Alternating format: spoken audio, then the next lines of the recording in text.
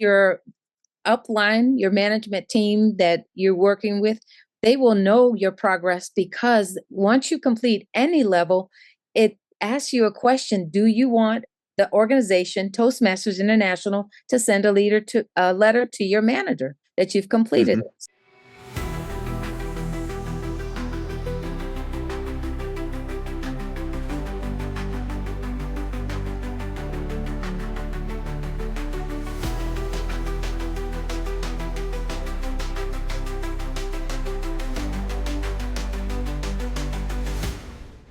Welcome to D50 After Dark. I'm your host, Mickey Bennett, and in today's episode, we will be having another conversation with past International Director Monnica Rose, and we'll be discussing something she's very passionate about, corporate Toastmasters clubs. This will be a very interesting conversation, especially if you are in or desire to be in or start a corporate club. You'll want to hear our conversation today. Stay tuned. All right, welcome back to the show, Monnica.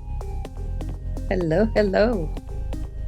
I've enjoyed our conversations so far. Now, today you wanted to talk about corporate clubs. Tell me, why are corporate clubs so important to you? That's where my beginnings start. I started at a corporate club, and I know all of the things. Well, I've got quite a few years of experience in being a club member in a corporate environment, and some things that I know from the exposure I've had as a region advisor and an international director on the relationship that Toastmasters International can have with corporations around the District 50 area or globally. Now, when we did our pre-interview, and we were talking about this topic, you had said that there are people who can help with talking to the leadership in a company to get a corporate club started, right? So I think to kind of set the stage for our listeners, you might be one of the following three. You might be someone who would like to see a corporate club started at your company, and you need help. You need someone to come in and have those conversations for you. Or you might be someone who wants a corporate club at your company, and you're ready to have those conversations with your leaders in your company to make it happen.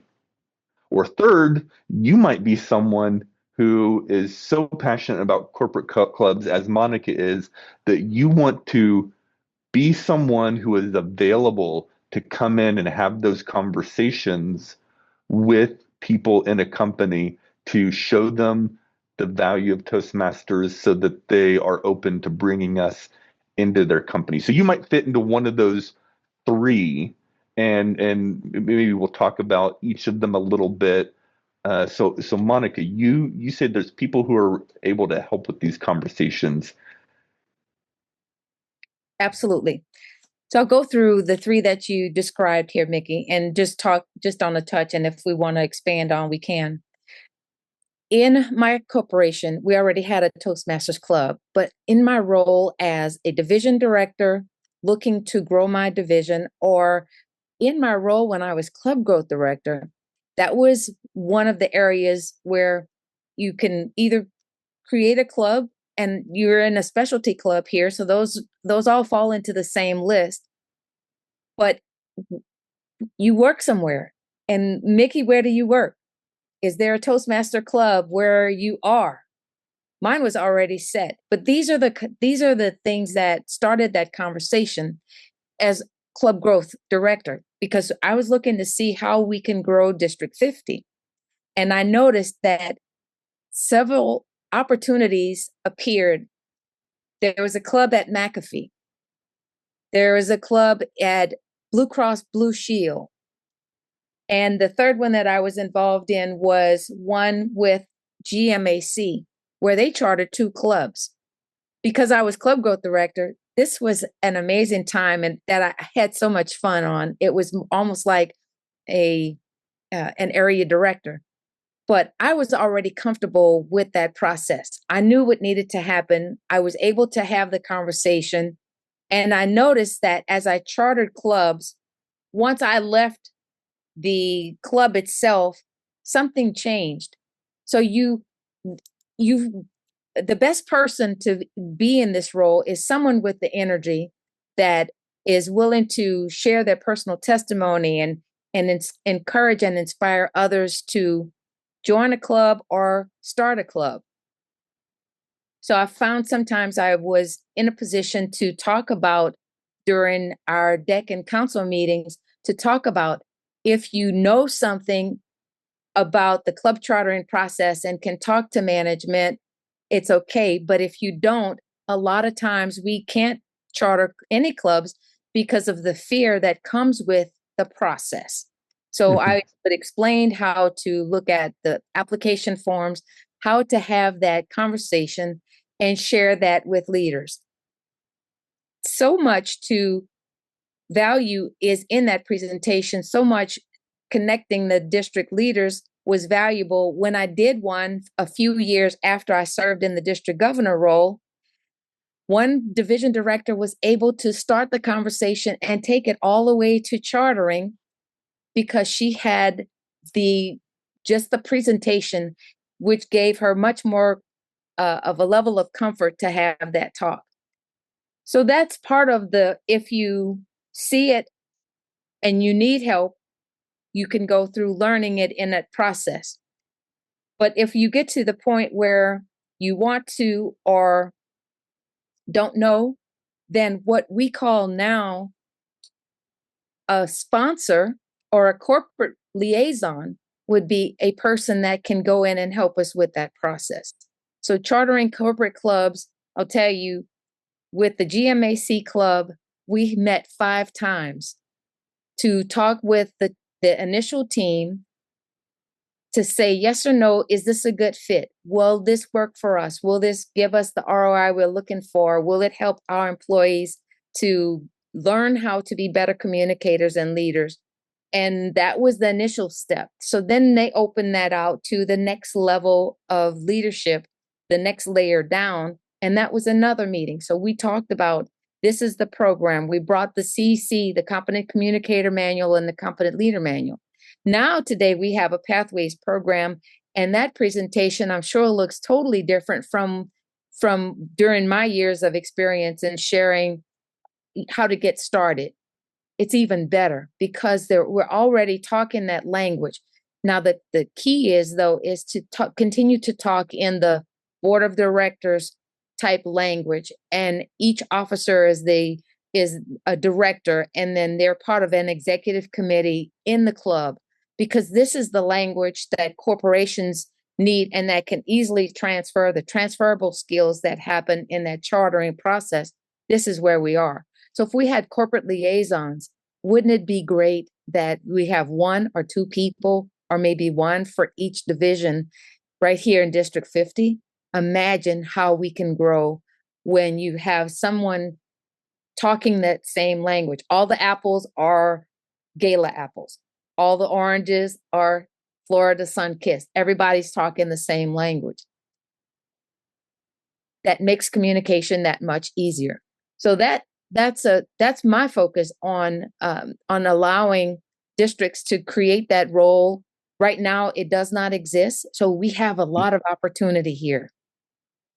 So even though what you're describing as this liaison role doesn't quite exist today, if there is somebody who wants a corporate club at their place of work, they can reach out to the club growth director, and they have a team, and there's people on their team that can do some of what you're describing and hold the hand and help have conversations and set up a demo meeting to help you fulfill your dream of having a corporate club at your company, right? So if you want a corporate club, there are people who can help you. You have a vision that some of the people who are able to have these conversations and really present the value of Toastmasters will join up either with their division director or with the club growth team to help have those conversations and step in and be a liaison. Yes, the structure is there right now because that role would come under the assistant to the division director. They would Hmm. be assistant marketing or assistant Hmm. club growth under the division. But definitely in club growth, that can be the one person. What really is, I think, impactful is to have that same person or a team to go out and only they have those conversations. Once you get a lead, you convert it to the formal meeting and have your liaison have that conversation. Yeah. So um, uh, with these corporate clubs, uh, what is let's just talk about what is the value proposition for the company to have a Toastmasters club in their company? It is huge. I know corporations pay thousands of dollars to bring in experts to talk about how to be a better communicator, how to be a better listener.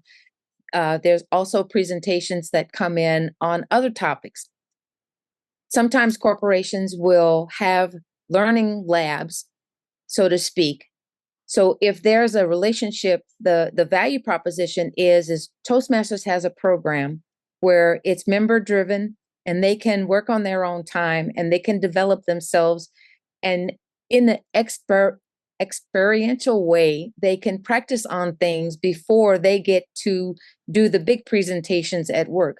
So you've got a member, you've got an employee that's working on themselves to be better, to represent the organization or their company, and the company's return on investment, it just shoots up because this leader is developing leadership skills and other skills that are definitely transferable right into what they're doing at work.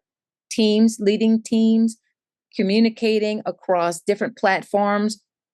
Remember my platform or my group, the team that I worked with on a regular basis were from all different aspects, a diversity of leaders around the world.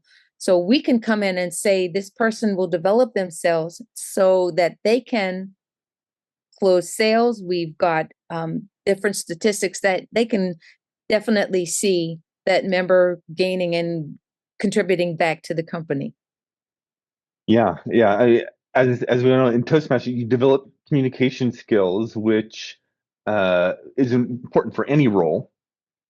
You're going to develop leadership skills, even if you aren't already in a leadership position, and the members will have a sense of progressing in a workplace environment as they do more speeches, as they achieve pathways, levels, will have that sense of progression in this workplace environment, which is so critical for morale and retaining employees. Right. And then your upline, your management team that you're working with, they will know your progress because once you complete any level, it asks you a question. Do you want the organization, Toastmasters International, to send a letter to your manager that you've completed Hmm. this? Yep. Yep. So in some circles we've talked about this, Mickey. It's not only in corporate environments, it's in any environment. If you have an opportunity to show that you have gained particular skills, have that letter sent. Yeah. If you're in a community club or if you don't have any, say if you're retired like me, I can send a letter to my family to let them know that I've completed one more level of communication and learning. So that letter goes very far. Now, we've been saying corporate club, but I think this same club structure is used in some similar situations where, for example, I know at one point I was a member of the uh, Dallas Project Management Institute Toastmasters Club. Mhm. And you had to be a member of the Project Management Institute's organization to be a member of this club. And so in a way it was like a corporate club, but it was just attached to another organization. And similarly, you can have the same thing with maybe a church community where you have to be a part of the church community to join the Toastmasters club. So it's not just corporate clubs we're talking about, it's other similar situations. Correct. Correct. So what you just described, that was one of the very first clubs I chartered when I was club growth director. It was Lieutenant Governor Marketing was the role. So PMI, what I've learned is that that's I don't know, I think they're probably international, but every club that I know of, members in PMI Project Management Institute have to have continuous learning. So it's a beautiful relationship that they're learning and growing.